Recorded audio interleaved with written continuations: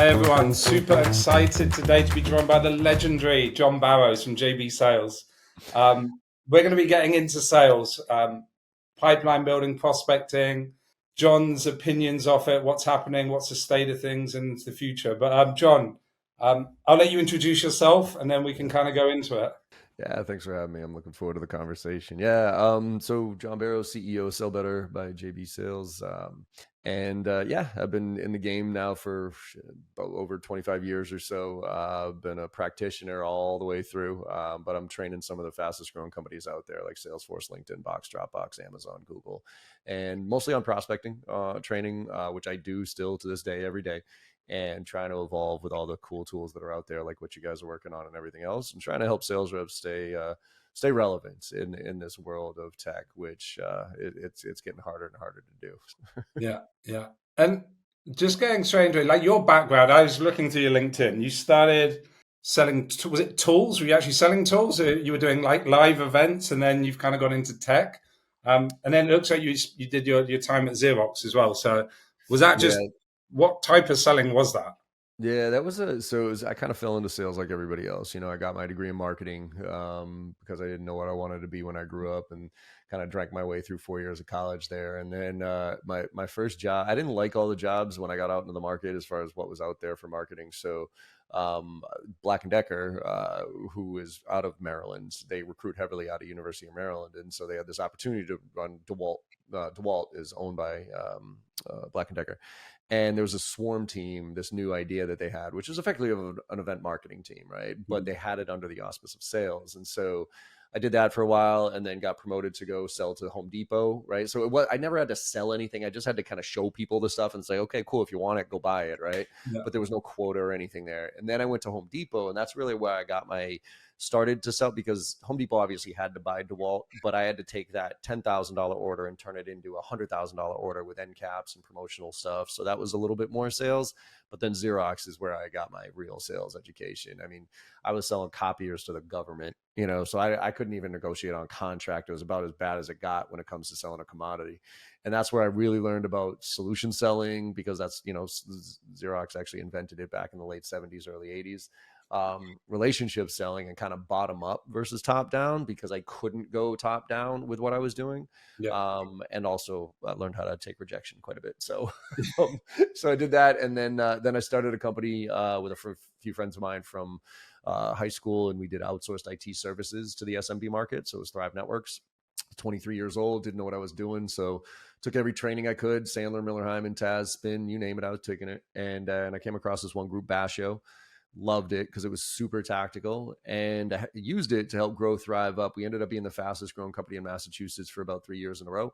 Got us to about 85 employees and about 12 million in revenue, and then sold off to Staples. And Staples came and bought us. And then I realized I'm not a corporate guy. I don't have much of a filter, and I really don't like playing politics. So after a little while, Staples offered me another position, which was the really nice way of firing me. And I was looking for a job, and Basho was like, "Hey, John, you want to be a trainer?" And my original reaction was absolutely not, because most trainers I had come across are either failed sales professionals or professional presenters, and I didn't want to be that, because sales is my passion. And so they said, don't worry, you have to use these techniques to sell so you can train, right? So it was kind of a practice what you preach thing. So I loved that. So I joined Basho, took on some bigger accounts, brought on some bigger ones. And then, to make a long story short, they screwed it up and I took it over. So now I'm off on my own, doing my thing, working with all these cool companies and trying to, like I said, stay ahead of the game a little bit here. And like, and that background, yeah, you fell in sales. You've obviously, salespeople kind of fall into three parts, right? I was like build, mature, close. They're super good at building pipeline, maybe qualification, maturing, and then that super enterprise skill set around closing. Obviously, your passion went towards top of funnel prospecting. Do you think that was from Xerox? Do you think that was like instilled like that, or was that later?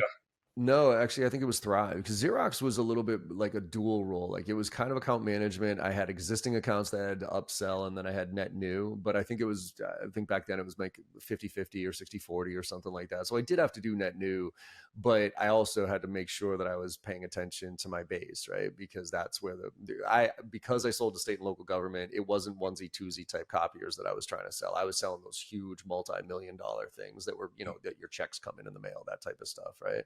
So that was really important to me. So that's really where I learned the bottom up approach, right? Because most of the other problem that I had when going into that territory was there was like 5 reps in that territory in 3 years.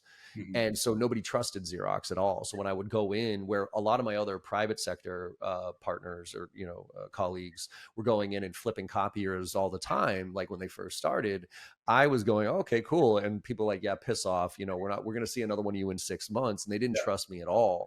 And so I had to really take a deep step back and I mean, when I tell you ground up, design thinking style, where I had to literally walk the floors, understand, meet all the people, talk to understand their workflows and their click-through rates, and then build out a whole plan to then come up to the executive suite to do that, or else they weren't going to trust me. So I almost got fired because it was like 9 months and I hadn't sold anything.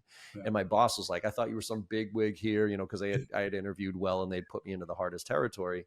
And I should have gotten fired, but I said to him, I go, shut up. You put me in this bag of shit for a reason. Give me time to fix this. And after about 9 months or so, because of all that work I had done, I went with plans to every single one of the executives and then ended up signing massive contracts. So that was really more the relationship. Yeah. Where I learned on the volume was, and the top end was Thrive Networks, because nobody knew us. We were a startup company, self-funded. And I also wasn't very good. I was 23, so I didn't know what the hell I was doing. And I knew I wasn't better than a lot of people from a sales standpoint, but I did know what I had was work ethic. And I knew I could outwork anybody out there. There was no question in my mind about that. And so for a while, it was a pure numbers game for me. It was like, you know what? I don't know what I don't know right now. So let me just go out do as much activity as I possibly can and see what flushes out. And I think that's where it really, what really dawned on me with going through that approach is, look, I train on negotiations. I train on all that other stuff, objection handling and everything. But there's one solution to all those other problems at every other stage of the sales process. And it's a big fat pipeline. If you get a big fat pipeline, you don't have to try too hard at the rest of that shit, because you put yourself in a position where you want the business, you don't need it. And when I want the business, I sell the right way. When I need the business, I do some shady shit. You know what I mean? So that's why I always want, and that's what happened to me in Q1 of this year too. Q1 of this year, the bottom fell out of the SaaS industry. 95% of my revenue comes from the SaaS industry. And I've always sold, but like not hardcore sold for a while because I had built a business and everything else. Q1, I had to go back to hardcore selling. So I put my sales hat back on and just went to work, cold calling, email, LinkedIn, networking. And I ended up generating like 49 meetings in February and 70 meetings in Q1. And it helped drive the momentum to get us through Q1 and Q2 here. So I think the skill of prospecting is something that I think is one of the most important skills to perfect, to get great at, because if you do, you'll never go hungry. Like you'll never have to worry about feeding yourself if you genuinely know how to prospect, as opposed to like a lot of these SDRs who are just trying to skip to it to get to the AE because that's where the real sale is, or AEs who think prospecting is beyond them or they're better than that. Like I quite frankly, if I was a VP of sales these days and a AE came into my office and they missed their quota, and the reason they missed their quota, they said, was because they didn't get enough leads from marketing or their SDR, I'm pretty sure before that sentence came out of their mouth, I'd fire them, because I don't understand the mentality of somebody relying on somebody else for your success. I just don't understand that. I didn't grow up that way. You know what I mean? I didn't grow up in the predictable revenue model. I grew up in the full sales cycle model. So to me, like an SDR is a dream come true for me, but that's the icing on the cake. That's not the cake. I'm baking my own cake here. So if I don't figure that out, I don't see what the worth is of you as a sales professional. It's funny. Like I was thinking about this the other day. This like everyone's like, oh, full cycle AEs. In my head, I'm kind of like, when did they not become full cycle AEs? So was there a period of time where an AE was just outright not prospecting? Yeah. They were sat there. They were getting like predictable revenue. Yeah. The predictable revenue ruins I mean, look, predictable revenue was a great model for the SaaS industry, for the companies themselves, right? Because it was a great way to scale an organization. And the whole segmentation of roles, I mean, the one thing that's really hard about sales, obviously, is managing the entire sales process, because you just don't, like, some people are better at certain components than others. And it's hard to juggle. Like if you really break it down into the 3 components, right? You have to process, opening, processing, closing, right? You got to find it, meet with it, and close it. Everybody's skill is a little bit different in each one of those areas. So fundamentally, it does make sense to segment out those roles so you can specialize, right? And that's brilliant for a business because I can bring in relatively cheap talent, beat the crap out of them, pay them, not that much, but then they grow into full cycle sales reps. So that model worked when money was free and the SaaS industry was growing like a fucking weed and nobody cared about ROI. And so what happened though, if you really flip it, was like the predictable revenue model is a disastrous model from a client experience standpoint. Because who the hell wants to be handed off 5 times before they actually talk to somebody who knows what they're talking about? You know what I mean? You got some SDR kid who's going to cold call with some generic piece of crap value proposition, ask a couple of BANT questions, right? Flip it over to an AE who's probably going to have to requalify because that transition was a disaster. And then they're going to drone through some canned crap demo. And then when they actually have to learn something, they have to bring an SE in to then educate them, right? I mean, you're 3 steps away from getting value out of a conversation with somebody when you're interested in a product. Like, come on. Yeah. And so I think that's what happened. We bred this grow at all costs, go. A 60% button seat is better than a 0 button seat. Money's free. Who cares? Clients didn't really care about overlap of tech stacks. So that's why they just bought whatever.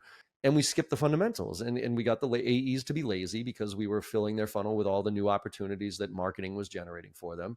And then all of a sudden it became like, they became better than prospecting, right? And now we're in this mess because now that the tech stack the tech industry has fallen apart, everybody's going, it's hard to sell now, right? Like there's consolidation of platforms. Nobody wants these weird point solutions. Money isn't free anymore. So these kids don't have any fundamentals to fall back on. They're losing, and they don't even know how to have a conversation. And so, like, for instance, the SDR world, and with a lot of what you're doing and what's happening out there, the SDRs have turned into robots. And guess what? Now they're getting replaced by robots. And actually the robots are doing it better than they ever, because when an SDR uses like a sales loft or an outreach or something like that, like, I used to get in arguments with the leaders of their, like, I'm like, could you please stop with this personalization at scale shit? Because just because you change the name, the title, and then the industry on a email doesn't make it personalized. But now you're seeing real personalization at scale. I mean, some of the stuff I'm seeing out there is like, oh, holy smokes. Like that is legitimate personalization at scale done by a robot. And so now these tools are doing it far better than a rep ever could. Yeah. And so now you got to ask the question, like, and if the rep isn't picking up the phone and actually making a cold call and having some type of personality to it, what's the point? I could automate the whole thing. Yeah.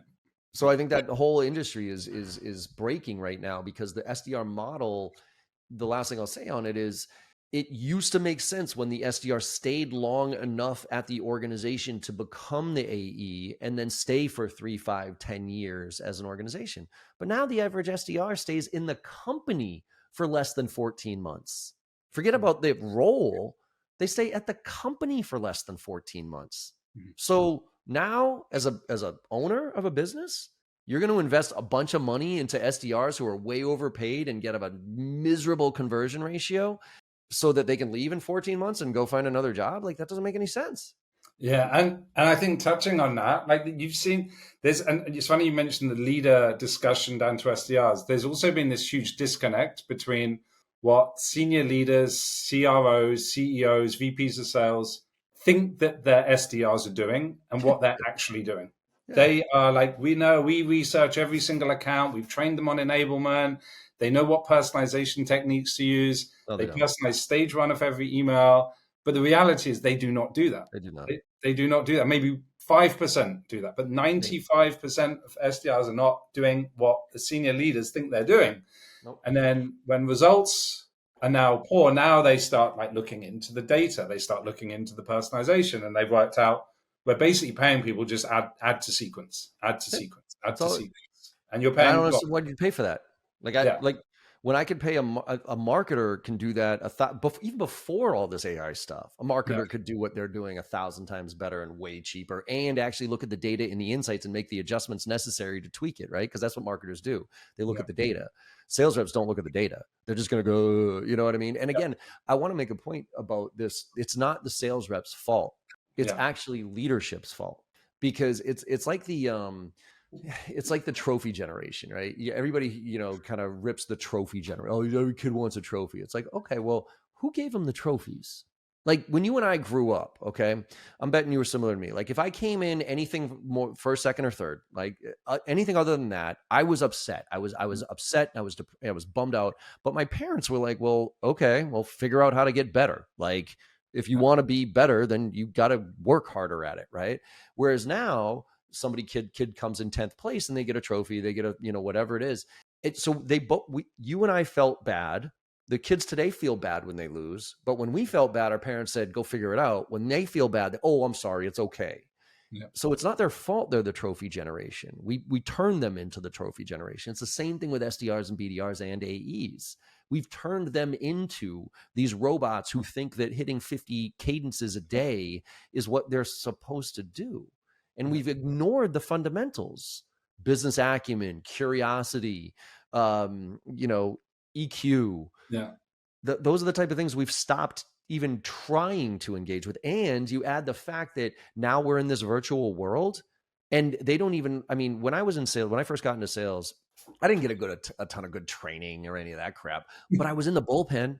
And I was learning through osmosis because the other sales reps were around me and there was other senior reps there. And I'd be like, "Oh man, that like, I might not have even known I picked up on some stuff, but I would hear a conversation or my VP would come over and start having a conversation about a deal that they were working on and I could listen in on it or whatever it is." So I learned just by being around sales professionals. Yeah. We've lost that completely because of the remote world. So you Yeah. had the remote world of lack of osmosis. You add AI into this mix, and what we've done to these poor reps over the past 10 years, and you have this tsunami of shit that is all crumbling down now that the economy is hard to sell in.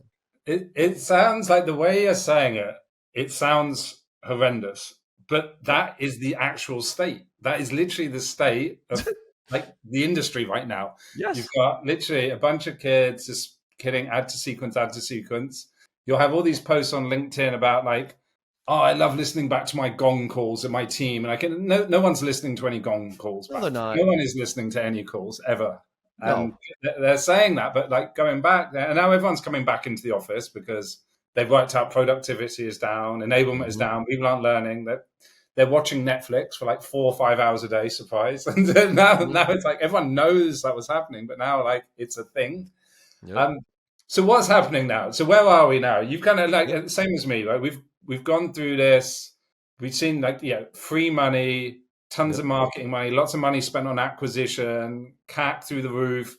What is the state of prospecting today? Like now you're building a team. You work with a ton of super cool growth companies. What is the new normal look like for Outbound if you're building a new Outbound team or you're changing your Outbound team? Well, I think those are two different questions, right? I think there's one about what to do with your existing scenario of the mess that we're in, and then there's the other of if you were starting from scratch.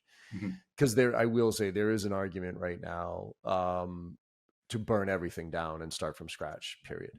Because what got us here will not get us there, period. And and this is why actually I recommend a lot of companies start looking into those sales assessment tools where they can assess their team, the individuals on their team, and then marry those assessments up to their growth strategy moving forward here to see if you have the right people on the bus. Because I don't think a lot of us have the right people on the bus anymore based on how we've conditioned them to do this. And so, if I was starting, you got a better shot of seeing God than me building an SDR team. I'm going to be dead serious with you. There's no shot, not a shot in hell. I would hire a whole bunch of SDRs. I would hire 2 or 3 really smart kids who knew how to leverage technology and had a little bit of business acumen to them. And I would give them some tools like whatever's out there. And I would say, let's do some real personalization at scale right now. But you can do that as a startup because the security component of it isn't really all that much of a concern and that type of thing. That's why you don't see a lot of these larger organizations adopting AI at a mass scale because they're too concerned about the security components to it. But once these large organizations get their own LLM, right? Once they get their own large learning language model, then you're going to start to see some real shakeup quite a bit because then they're going to start to play around with it a lot. But until that happens, I think there's a transition that companies have to go through right now. And the way I'm always, the way I'm suggesting people to help make this transition is to, you almost have to treat your sales org as a sales lab at this point. And you know how engineers have hackathons, right? Where they kind of pick a topic and nerd out on it for a little while and figure out what the solution. I think we should turn our sales orgs into a sales lab and have sales hackathons on a weekly basis. And so Salesforce, for instance, came out with this report about the state of sales. And, we've all heard the stat, like that sales reps only spend like 27% of their time actually selling, right? And the other is all these, and so they break down all these other categories of what sales reps are spending their time on. Well, if you look at every single one of those categories, that's all something that AI can do more efficiently than we can. And so if you look, every kid right now is looking over their shoulder and saying, when is the next shoe going to drop? When is AI going to take my job? They all know it. And they're all playing around with the tools in some way, shape, or form. So let's structure it. Let's give them time to play, but let's let them play within a structure. And so, for instance, Friday afternoons from 2 to 4 o'clock, get together as an entire organization. Okay. Bring your product people in here, bring your sales rep people in here, and pick a component of the sales process that you think could be automated through some sort of AI tool, right? Whether it's researching accounts, developing account plans, understanding your ICP, doing summary emails after your calls, doing prep, role play, whatever it is, pick one. And then break up into teams and give a little guidance and say, okay, whoever can figure out an AI tool that can do that more efficiently than we do it wins the day, right? And so then you let them play around. And then what happens there is the old and the new start working together. So the senior reps bring their business acumen while the junior reps bring their intel of the AI and the tech stuff. So they're learning from each other. Then, so you're building team building and you're increasing employee satisfaction. You're also, if you end up finding a solution to help address that, you're reducing your tech stack and reducing your spend. And it helps us transition into this world of pure AI, right? Because we are going to a point where it goes back to full cycle sales. And I think SDRs and BDRs are going to roll up right under marketing and operations. And they're going to be playing with all these tools with AI to create real intent data, going back to a full cycle sales rep sitting in front of a dashboard. And instead of me trying to think about who, when I log into my system about, man, who should I call today or what cadence should I run today? It's going to, no, John, you need to call Sarah, and you need to call Sarah because these things just happened. She just did this and her business just did that. And here's a couple of things that just made sense. And by the way, you need to call her instead of emailing her because she likes to be phone. Her personality is more about phone than it is email. Oh, and by the way, here's like 3 snippets of things you should say when you talk to her. And here's 2 or 3 questions you can ask her. Go. Yeah. And then I'll have that conversation because all that will be fed to me and I'll have a very thoughtful, very real conversation with you. And it'll look like I'm fully prepared here, but all that stuff's going to be right next to your face saying, hey, say this, ask that, do this, whatever. And it'll be recording it.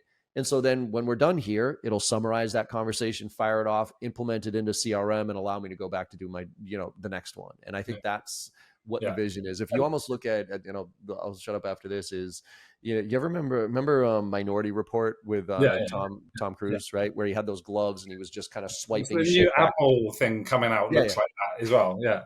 And that's what I think we're all going to have. I think the best sales reps out there are going to be Iron Man, Iron Woman. And they're going to have, because if you think of Iron Man, right? You got Tony Stark as the human, and he's, Tony's got everything. He's rich, he's good looking, he's super smart, right? Jerk. But anyways, but as a human, Tony, if he goes out there and tries to fight these aliens, he'll get his ass kicked, right? So he has to have the suit. And they'll say the suit's cool, but without Jarvis, that suit's just a hunk of metal. Mm-hmm. And so if you think of the human, the suit, the technology, and the AI, and put those all together, now you can do some damage. Now you can go out there and fight this fight and win. Yeah, I love that. There's 2, and then we've just discussed 2 different things that are completely like the current state of sales, which is a complete shit show today. Yep. And this nirvana of potentially where we can end up within the next 12 months, 18 months, 6 months even. Not like 5 years away. This is like imminent. Yep. Where we can like research every prospect, have meaningful conversations, find accounts within our ICP and TAM we would never have touched. Yep. Focus on high value activity that's going to make us develop as sales individuals versus just add to cadence.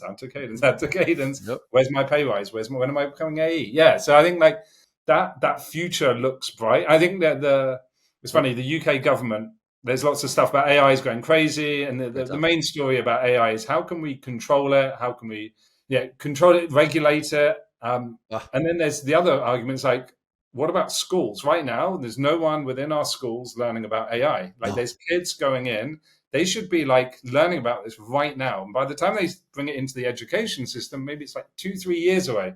I think China already doing this, other countries already bringing this in. We're screwed. In general, the West we're already behind. We're We're not way behind. enabling our kids with this.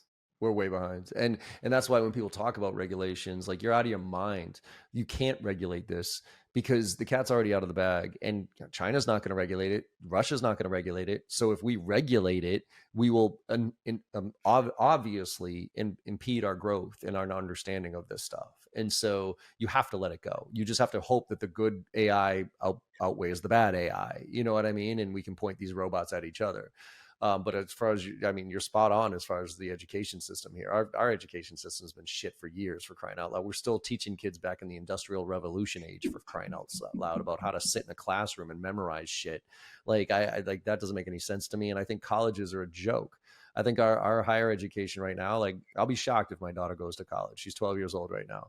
I don't think I want her to go to college. You know why? Because they're not, well, don't get me wrong. I think college is a really good social education. I think it's a really important phase of an adolescence development from a social standpoint. But from an education standpoint, are you shitting me? You're going to drop $400,000 on a job that you're going to get for $40,000 a year that's going to be irrelevant in probably next month, for crying out loud, based on what AI is doing. And that's why the teachers like banning AI from the school. You're out of your fucking mind. You need to adopt the shit out of it and show them, and then use AI to then QC the AI work that the reps are, you know what I mean, that the team is doing, or else you are significantly inhibiting the growth of these children and not putting them in a position to be successful at all. And that used to be okay because the system still kind of ran the way it ran, right? You did kind of need a degree to get a decent job and whatever, right? People are still looking for, where'd you go to college, which I still think is fucking stupid, right? I mean, has anybody ever asked you where you went to school, or what your GPA is? In my life. I don't even maybe first year out of college, right? Maybe that's my first resume. First job. Yeah, that's it. But GPA, like, are you shitting me right now? Like, whatever. So now, empowering these kids with the tools to learn, like, how to critical thinking, how to leverage this stuff, and how not to be replaced by it, I think is imperative, but it's just not happening because our education system, our government, and everything just moves so painfully slow that they can't keep up with this, unfortunately. Yeah. And we're giving them like this superpower that they can start like, oh, I want to build an app that does this, that helps these people. Yep. I can monetize it in this way.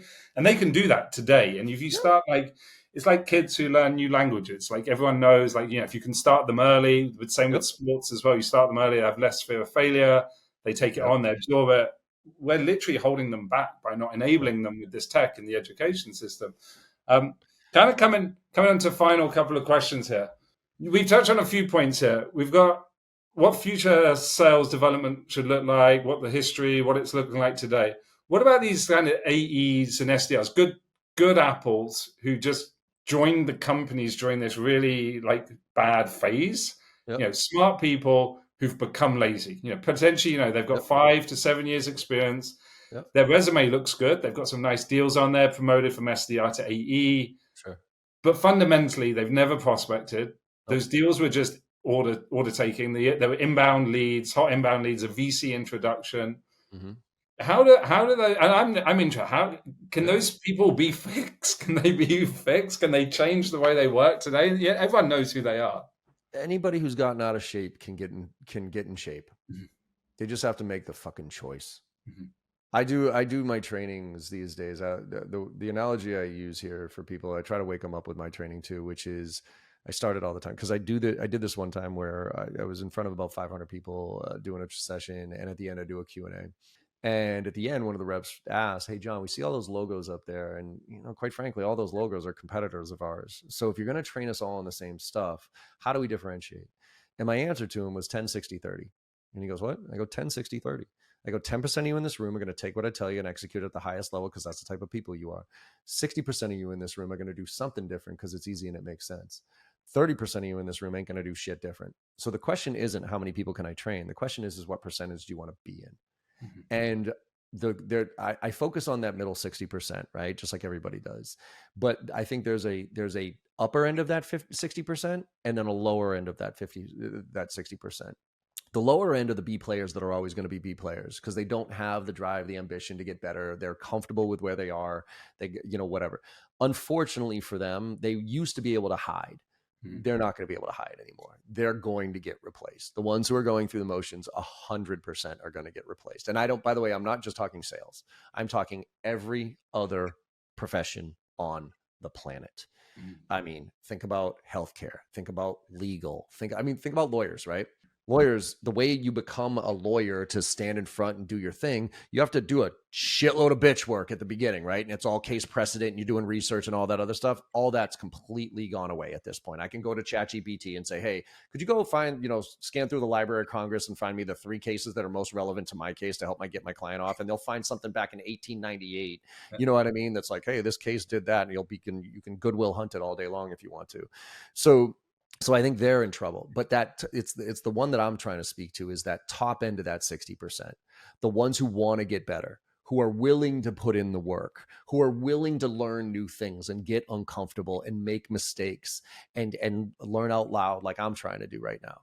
I've never actually put myself in the top 10%. I'm not. I'm just not. Like when you look at sales professionals out there, right? I think there's probably about 5% of us in sales that are like the natural born salespeople that are, and I mean that in all the right ways, right? They just know how to relate to people. They know how to spend their time. They know how to run conversations and manage, big complex things. I think there's like 5% of us there. The other, I'm not one of them. I got to work my ass off in sales, but I'm willing to put in the work. And I think that's the big thing that I'm afraid of right now is that we've beaten this out of these kids. Like the work ethic part is the part that concerns me the most out of what I've seen this trend happening. And I don't want to sit here and shit on millennials and Gen Z or anything like that because they get too much shit on anyways. But it is blatantly apparent to me that work ethic is so far gone from what I was used to. I mean, I do train like when I do trainings, if I do on site, I usually do 8:30 in the morning to 4:30 in the afternoon, right? And then at 4:30 to 5 o'clock, I usually do a little, reps are asking me questions. And then around 5 to 5:30, I kind of open up my laptop, get ready before I get on the plane, right? By the time I leave off, every single office, and this has been going on for 5-6 years at this point, every single office by the time I leave at 5:30 is a ghost town. Ghost town. And this was before remote work. This was before COVID happened. You know what I mean? I just don't understand that mentality. I don't understand if you're just going to punch, check the box, go get a salary job. If that's the case, go get a salary job. And unfortunately, a lot of the people that have been in sales, because we've allowed them, have treated sales as a salaried position because their base salaries. I mean, I'm seeing SDRs get a base salary of 70, 80, 90,000 fucking dollars. Like, are you shitting me? You're going to give them a base salary of that to make cold calls and then No, you can make cold calls. Hit add to Cater. What the fuck? Like, sorry. So they've been comfortable with that. In sales, you should not be comfortable on your base salary. But sales reps are comfortable on their base salary. That is the exact opposite of how sales should work. Yeah. So there's no motivation. So they've been comfortable. And now they're not willing to put in the work because they're now entitled because it's like, where's my training? Where's my technology? I didn't get any good leads. Oh, my company doesn't invest in me. I need a mental health day because I had a bad fucking day. Like, I'm sorry. Like, and you can look at my history, and anybody listening to this, you'll probably shred me on social for this. You can look at how big of an advocate I am for mental health, for real mental health problems. But just because you had a bad day does not mean you need a mental health day the next day. Like, sales you get 99 bad days in sales out of 100. Suck it up or get out of this profession because you're going to get removed anyways. So you just have to make a choice. What percentage do you want to be in? And that's the choice you have to make. So the long-winded answer to your question, yes, they can be saved. Yeah. But it's just like that massively obese person who says, "Oh, I'm sorry, I got glandular problems." No, you don't. No, you don't. You don't. There's no actual glandular problem to make you fat. you just and a good example of this is remember the movie the show Biggest Loser? Yeah. Well, right? So Biggest Loser, at first I was like, oh God, this is gross, right? But I actually thought that was a fantastic show because it proved that all it took was a little bit of hard work. to get down to a reasonable level and some discipline to do it, right? And I think that's what sales reps need to go. They need to go to the Biggest Loser, Yeah.